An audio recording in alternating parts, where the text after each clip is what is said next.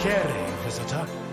You are about to embark on a journey of discovery through the rich and fascinating history of classical Greece. You'll become fully immersed in the painstakingly detailed world built for Assassin's Creed Odyssey, which you are free to explore at your own pace, without any danger or time pressure.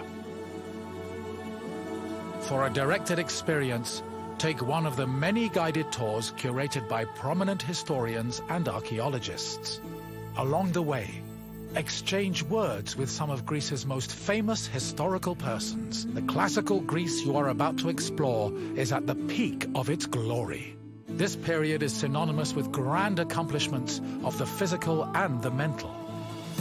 Architectural marvels which still stand today dot its landscape, while towering achievements in philosophy, political systems, and art still influence our modern society in profound ways. We hope you become engrossed in the dazzling riches of ancient Greece and welcome you to your visit. Greetings, wanderer, and welcome to the Acropolis, the shining jewel of Athens. My name is Aspasia. Though I am not originally from Athens, I have climbed to the top of its social ladder using my wits and intellect. I've even earned the love of Pericles, one of the most powerful men in the city. The mind truly is a beautiful thing. Personally, I think the Acropolis is one of, if not the, greatest place in all of Greece. Though, considering it was the project of my partner, Pericles, I may be a touch biased. The Acropolis of Athens is a bastion of art and culture worthy of the gods themselves. Within this citadel, you will find many important sacred buildings, as well as some of the most magnificent art in all of Greece. You are in for a very enlightening visit. When you're done, come find me, and we can discuss the things you have seen. Farewell for now.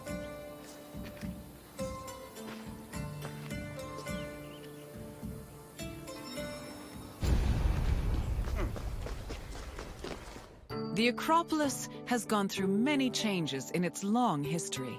It began as a simple rock, was settled as early as the Neolithic period, and then became a fortress in the Mycenaean period. Stone buildings started appearing in the 7th century BCE. But the famous structures whose ruins remain visible today date mainly from a period of construction in the 5th century BCE. The location of the Acropolis is closely tied with Athens' foundation myth. Supposedly, it was the site where Athena and Poseidon competed for the city's patronage.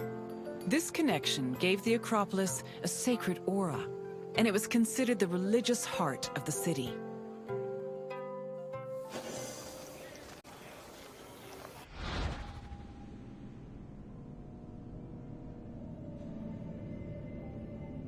Behind the Propylaea was the giant bronze statue of Athena Promachos, or Athena who fights on the front lines. That name was reflected in the spear and shield the statue held in its hands. It was erected in the mid-5th century BCE by the artist Phidias. According to an inscription, it took 9 years to make and cost almost 500,000 drachmae. At approximately 10 meters tall, the statue was apparently so large that Pausanias claimed its helmet and spear tip could be seen from the sea near Cape Sunion, 60 kilometers away. The ornamentation on the statue's shield was engraved by the metalsmith Mies.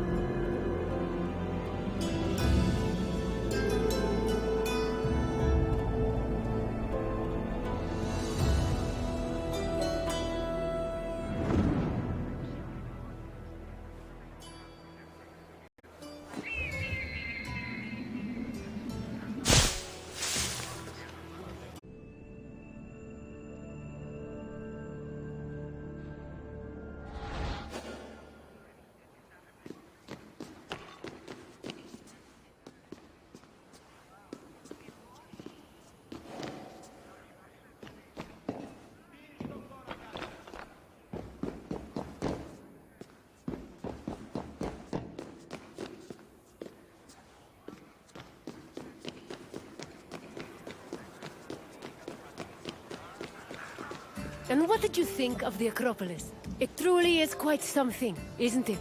A sacred sanctuary and an architectural marvel, all in one. If you have any questions, don't hesitate to ask.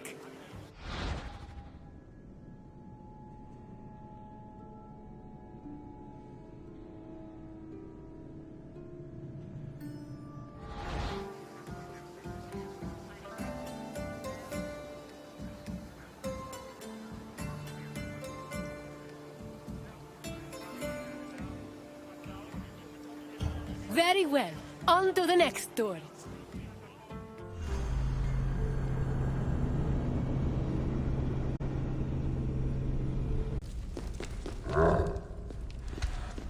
One of the Athenian youths chosen to be imprisoned in the labyrinth, Theseus, had enough of the morbid ritual. Before leaving Athens, he proclaimed he would kill the Minotaur, then return to his city on a ship flying white sails.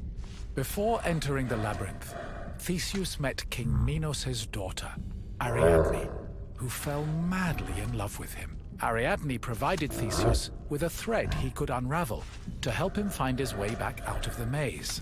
Armed with this thread, Theseus entered the labyrinth, killed the Minotaur, escaped the maze, and set sail for Athens with Ariadne by his side.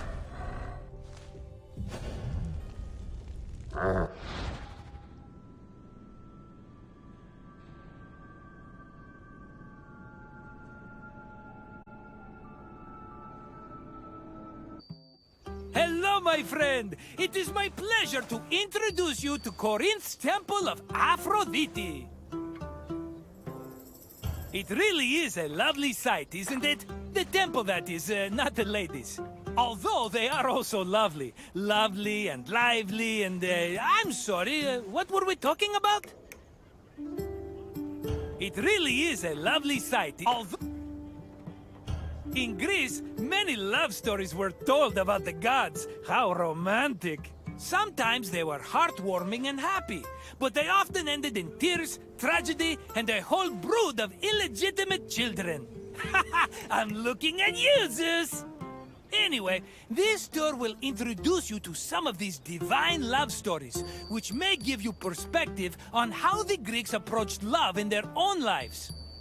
Enjoy your visit, my friend. I'll come see you again when you finish the tour.